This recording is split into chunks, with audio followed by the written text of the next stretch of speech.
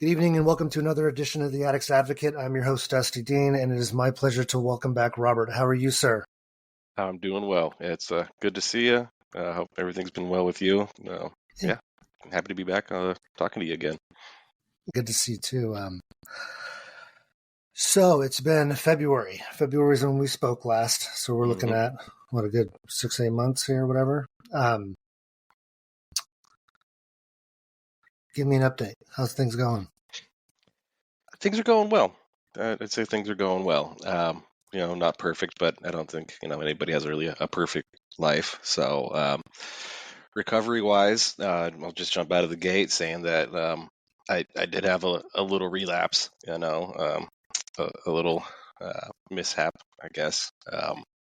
And I talked to Sam about it. I saw Sam was on your show, so try not to name drop or anything, but it's knowledge that Sam exists. So it only lasted 2 days. Put myself in a pretty dumb position.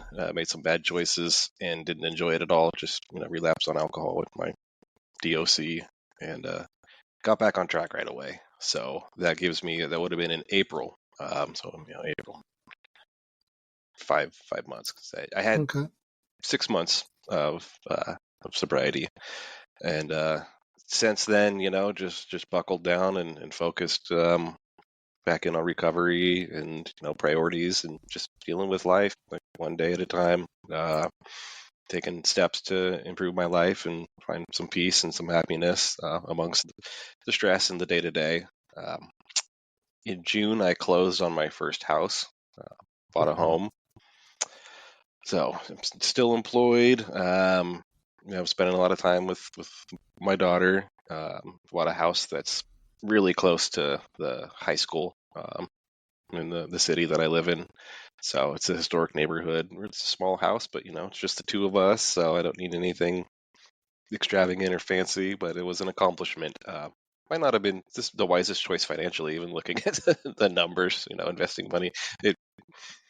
It's still an investment, but I turned 40 last year, and I just turned 41 this month, and I always wanted to buy a house, but by the time I was 40, and I kind of made that happen. So, and it allowed me to do some other things. I've wanted a dog for many years. I haven't had a dog since I was probably 14 years old, and I always told myself I didn't want to have a dog living in an apartment, moving from apartment to apartment, not owning.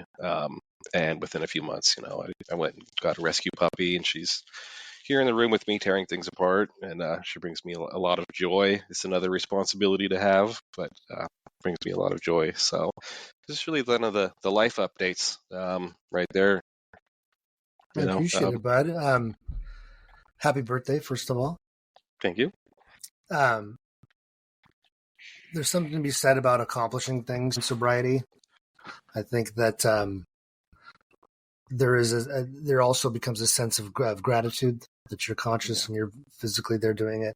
But also, you took on a responsibility now with the pet, and I think that's good, right? Because it gives us some away time from us struggling, and they provide us with joy in lots of different ways. I've got a 30-pound fur butt, Munchkin butt, we call her, and she's a Frenchie, and she's a pain in the butt, and we love her to death, and she's fun. So I've met her, I believe, actually. So. Yeah, you did it. So that's good, man. That's awesome. Do you believe that addiction is truly a disease? Oh, beautiful. I got to show her off. So this is Juniper. Juniper. Yeah. She's gorgeous, man. Chihuahua, maybe, supposedly. Yeah, but yeah, she's a little bit Juniper, bigger. And she's got a ton of nicknames, too. So Yeah. Fun. Yeah. Sidetracked there. But that's okay. Do you believe that addiction is truly a disease? Absolutely. Okay. I do, just because I could speak, from firsthand experience. But I mean, trying to think if I don't know if I've ever looked up the definition of a disease, but I think it could fall under that definition, certainly. Whether if it's physical or mental health disorder or both, it can certainly lead to major physical symptoms that I've suffered from, as well as mental health, psychological symptoms. So yeah, I mean, that's what I believe for sure, hands down, that it's a disease, and I mean, there's treatment for it. That could, be a long discussion. I kind of got some little side notes, just the questions that you gave me. Kind of just made a few notes, and it was. I feel it's more fluid to kind of expand on that in real time through a discourse than just Yeah. writing down like a dissertation. So, but for No, that for question, for sure. I only wrote one word. Absolutely, I think that addiction is a disease. Yeah, you made me want to go look it up. So you go to Google and you type in what is a disease, right? What's the definition? And it says here that a disorder of structure or function in a human, animal, or a plant, especially one that has a known cause and is in a distinctive group of symptoms. I think that kind of nails it down, and I mean it's recognized by the medical community as a disease. Yeah, I mean they're yeah, changing the names for it now. Alcohol yeah. use disorder or substance use disorder. And Well, I think they can psychiatrically too, kind of maybe address it too, and sometimes that's meds and stuff, right? And I think yeah, that's powerful, right? yeah. Um, so what has helped you during this time, during the time of sobriety that you've had now? Uh, a few things. So I have not been super active in 12-step programs. I am a fan of AA. I think that AA does more good than harm. Significantly, I don't think that program is totally harmless. It's more or less just such an unregulated program. Individuals' experiences can vary greatly. I don't really do AA. Again, if anybody ever comes to me, asking about sobriety, I say get to a meeting. I think that's a great idea for people to do that. The meetings are going to vary regionally, even micro regionally, locally. But for me, I'm checking in with trusted people and brothers and sisters in recovery. That definitely helps a lot. Even you just sent me a text message, last weekend where I put myself in a situation where I was around alcohol, not planning on drinking, and I probably wasn't going to drink, but I was kind of getting that feeling like, oh, uh, it might be more fun to celebrate and to out at this recreational activity, camping. It was kind of an organized camping event with lots of alcohol available, um, and I ended up leaving that night and coming back the next day, which is fine. I probably should have checked in with somebody else before you checked in with me, and I did have people there that I could lean on to, people in recovery at that event, and people just on speed dial on my phone and whatnot. I think for me, playing the tape back too, that's where if I feel like drinking and I think that it sounds like a good idea, I just realize where it's gotten me and how fast the downward spiral happens for me. So we probably touched on this last time. I never suffered any real physical damage as far as internal organ failure, kidney failure, permanent liver damage. As far as I know, all my labs have always been good. But I can't really ever drink again because of the kindling effect, which is something I have Googled. I've read lots of articles about it. It's not widely known, but there's some scholarly articles about the kindling effect, which is basically for those alcoholics out there that have detoxed multiple times. Every detox has potential to be worse um, over repeated exposures to starting and stopping, and just increases the potential for seizures. And basically, to sum it up, that I know that if I was to even drink a fairly small amount, let's say like a 6 pack, even if it was just light beer, that's nothing to a normal alcoholic. Well, for one, I have no tolerance at this point, so I probably get a pretty good buzz. But tomorrow I would be shaking and sweating and in a pretty severe state of detox because my brain's just kind of hardwired and primed to react that way to the withdrawal symptoms. And alcohol detox is my own personal hell that I have lived through more times than I want to even recount, and I don't ever want to go there again. So that's just a huge, disincentive to want to drink, knowing that I'll basically any alcohol is almost just another trip to a 30-day facility, and I don't want to put my life. I don't mind those little what they call like the sticky slipper vacations. You get some rubber socks, keep yourself safe in a rehab facility for 30 days, acknowledging you know what the consequences are, and appreciating the life that I have, free from addiction.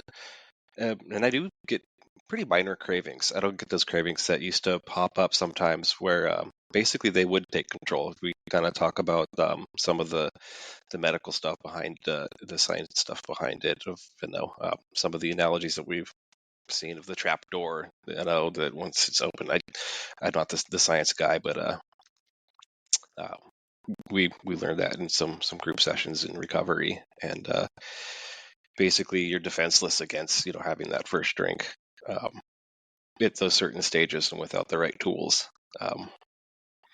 And honestly, some of the silly little adages and idioms that you hear in recovery, just repeating some of those silly little things back,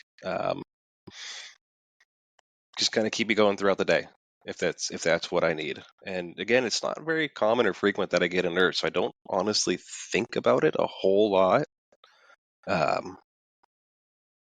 But those times where I do think about it, I just have to be honest with myself and just recognize like how fucking serious it is. Like, this is not a joke. Having a couple beers just to relax or because I think I deserve it or something, I'm not afforded that luxury anymore. So I just got to be honest with myself. Great stuff. Great wisdom, dude. Very mature response.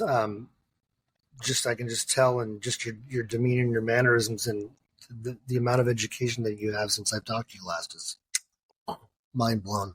I think one thing that you did that was brilliant is talking about that trigger of being at a campsite, good times and everything, and having the courage to remove yourself from that situation, dude. I commend you, because that's sometimes it's the simplest thing to do. Just get yourself out of there, right? Yeah. Get out, run away if you need to, right?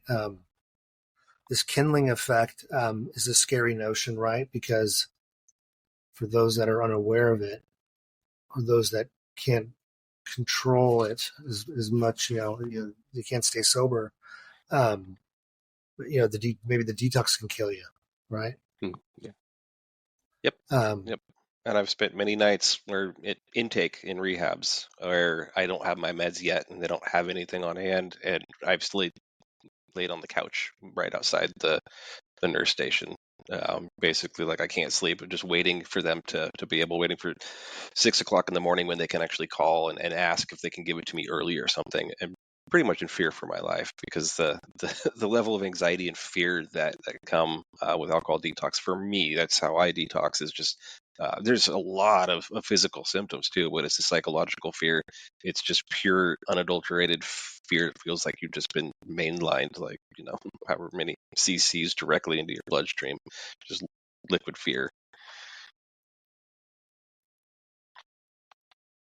Saying the silly little things. I love it. It does work, right? Because it's a distraction. It's a, play the tape is always a good one, right? Um, one day at a time is just that, because the notion is that this disease reminds us it's around, right? Yeah. It's just sitting back there hanging out. Definitely, you've already given me some really good gems of wisdom there. How has your self-will been affected in your sobriety? Do you feel like you're stronger minded? Do you feel like you can, because of your knowledge now, what you just said, right?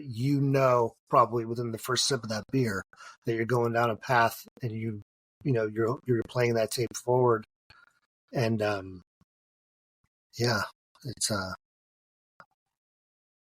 pretty hardcore, man. Yeah, and the self-will thing, I don't know if I've figured it out yet. I know people that have quit using self-will and maybe they're happy. It's a really touchy subject when speaking about self-will and recovery with AA. So it's, you're going to get a lot of folks from AA that are going to, they'll tell you straight up, without a higher power and relying on self-will, you'll fail your relapse. And that might be true in many, many cases. It might not. Again, it's, more or less kind of a, a disorganized organization. I don't want to say that in a bad way. It's just not, um, I think there's a lot of services out there now, right, that are kind of in some way, shape, and form competing with them. People that are religiously going to AA, I think they're definitely a certain way about how they're looking at their life and their outlook and everything else too. And I want to be conscious of what that path looks like for me, right? And it is kind of what I make it. I feel like this is best version of ourselves time, you know, and kind of doing whatever it takes to get back that quality of life again, instead of being just constantly reminded of it. Why do you think addiction is so hard to break? I mean, like, more or less, like, technically speaking, there is no cure, right? I mean, if there was a cure, then all these residential rehabs and detox centers would be out of business, and AA wouldn't have a membership base. So, without a cure, and it being more or less a lifelong disease that just does get worse and worse over time. In my experience, I mean, I believe that anecdotally Yeah. in my case, and from what I've seen with most people, that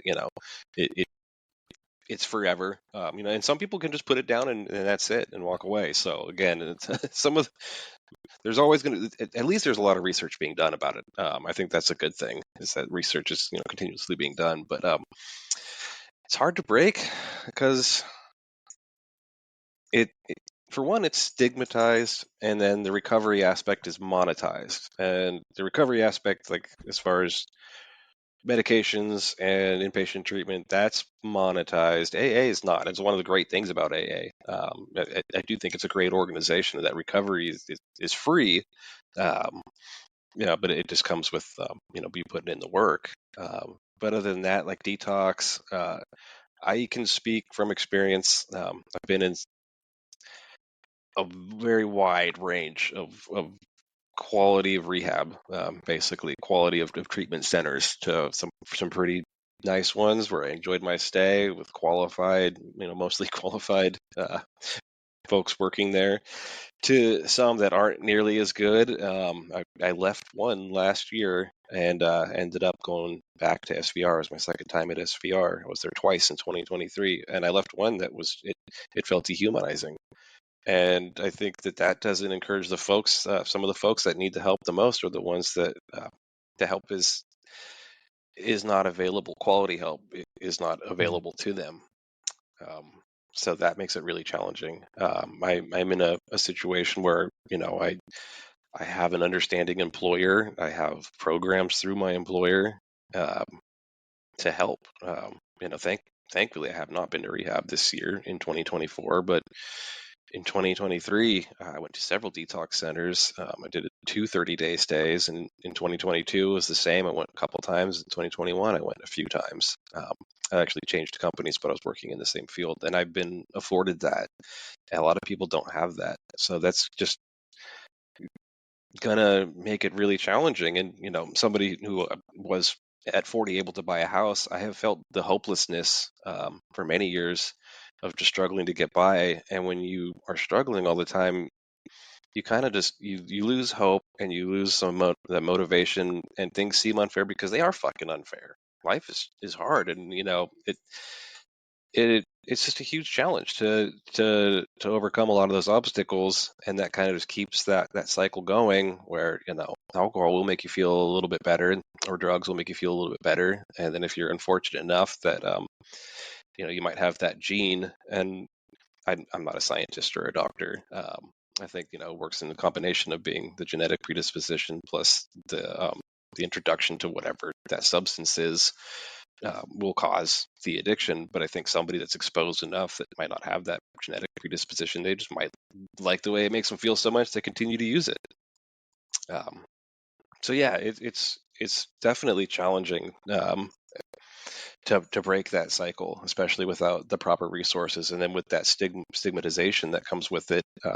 People are basically just discarded in the city that I live in. There's a growing homeless or unhoused population, and a lot of that's probably due to addiction and mental illness, maybe the combination of both. But once those people are basically discarded and not afforded opportunities to get out of that, it's like, what can we do for them without, how do we expect them to get out of that? Maybe pull themselves up by their bootstraps. I think they would have done that already if that was that easy to do. So yeah, and those that are the functional alcoholics, maybe that kind of leads into that stigmatized thing too, where they don't want to acknowledge it, and maybe their family won't acknowledge it because they're well-to-do, and they just can't be honest with themselves, and will just continue and if they have the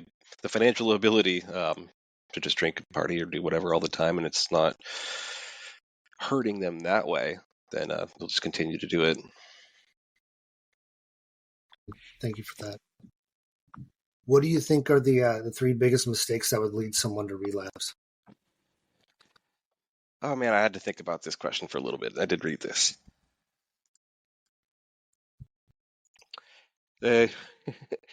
So my first thought that comes to me is that I wouldn't look at a relapse necessarily being caused by a mistake.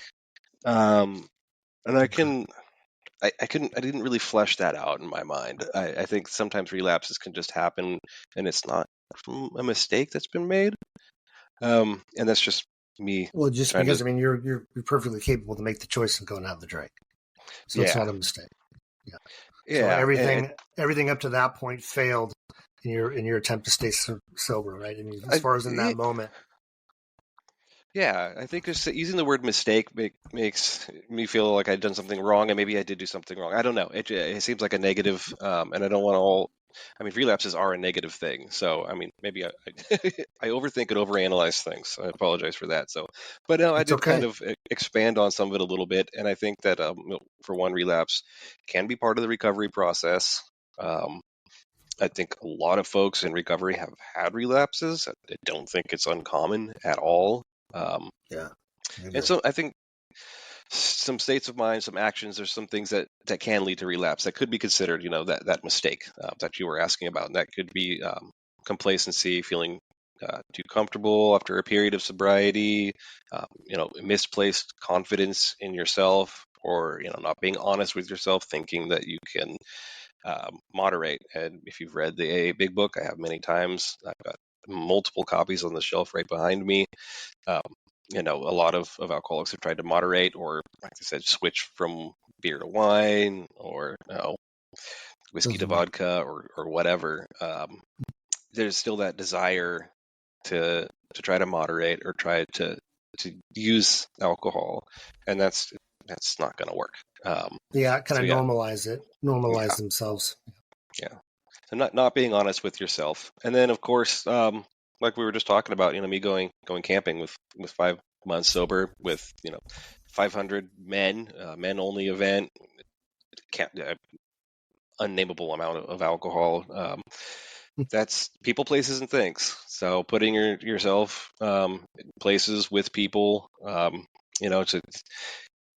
think if you're in recovery, you should use your judgment, use critical thinking about what you're doing, where you're doing it, who you're doing it with, and what is going to be around there, whether it's some unknown trigger, some doing an activity, or around things that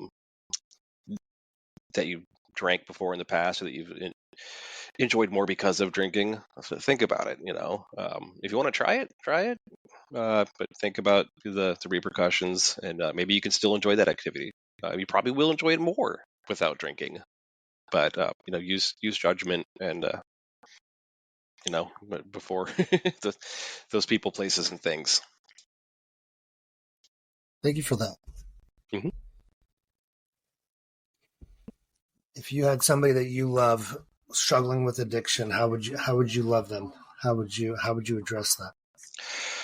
Ooh, so these last two questions are, I mean, they're all big questions. They're all hard questions, but a lot to unpack from a question like that. And I think you have to consider what the relationship is. What your role in the relationship is, how that addiction is affecting you, if you're doing anything to remedy that or offer help, or if you're contributing to that addiction. I think one of the hardest things would be for a parent to have a child that is in active addiction. I put my mother through it, and my mom went to Al-Anon. She had never heard of it. She had dealt with me being an alcoholic for many, many years, and I was probably just drunk. And, I had moved back from Texas when I was in my mid 30s and had to stay there. And probably the peak of my drinking, when it was the worst, and put my poor mother through hell. And I told her about Al-Anon, and she went, and that helped her. And I'm trying to think of like what she supported me. She always supported me. I mean, she was fed up with my bullshit for sure, and she never gave up. So I think maybe to answer this question, I could, just take some inspiration. And if it's somebody that you love, then try to understand, try to do some research. Don't give up. Tough love, I think, can be helpful. I mean, it's going to just depend on so many factors. There's no one answer. There's no easy answer. But if it's somebody that you love, then I say don't give up. Try to help. Um, let them know what they're doing is hurting you, maybe. But I don't know how far that's going to go. It could fall on deaf ears. The active addict is they're they're not a person that's going to really be making a lot of rational decisions or listening to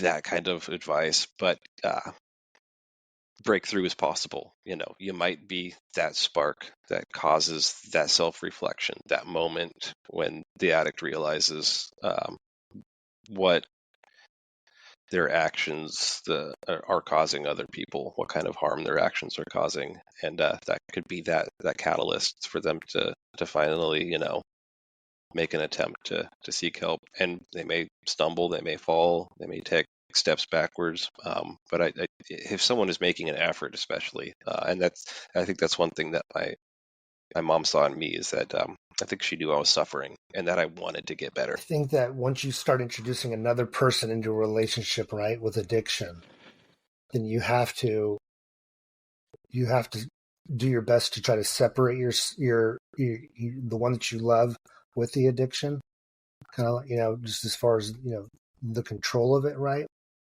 And then I think that you need to take care of yourself in the process of dealing with that, right? And recognize that a lot of those lashing outs and things like that are not the true person.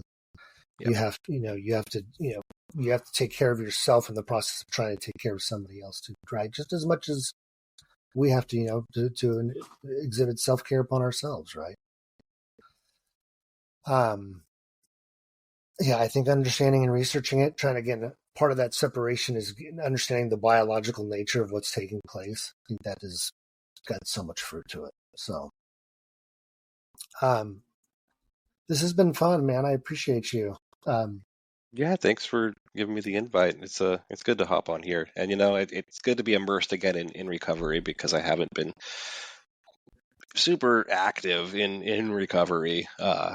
And it's good to talk about it again. I told myself last winter I'm gonna start going to AA like all the time when the weather's nice, and then as soon as summer hit, it's too hot to go anywhere. I don't even want to ride my Harley, so maybe I need a little provocation. I do appreciate it. And yeah, it's great to talk to you and have that discourse. Yeah, I appreciate you. We part of the reason why I enjoy doing this is because I know that if somebody can't physically get themselves somewhere and they don't want to jump on a Zoom, they can spend some time just listening to other stories such as yourself and spend time in contemplation in their own recovery. Things will resonate. And I think that that's a beautiful thing. So I'm excited to do it. So I appreciate your time tonight, bud. Yeah. Thank you. You take care. Okay. Yep. I'll talk to you later, man. Take care. Bye.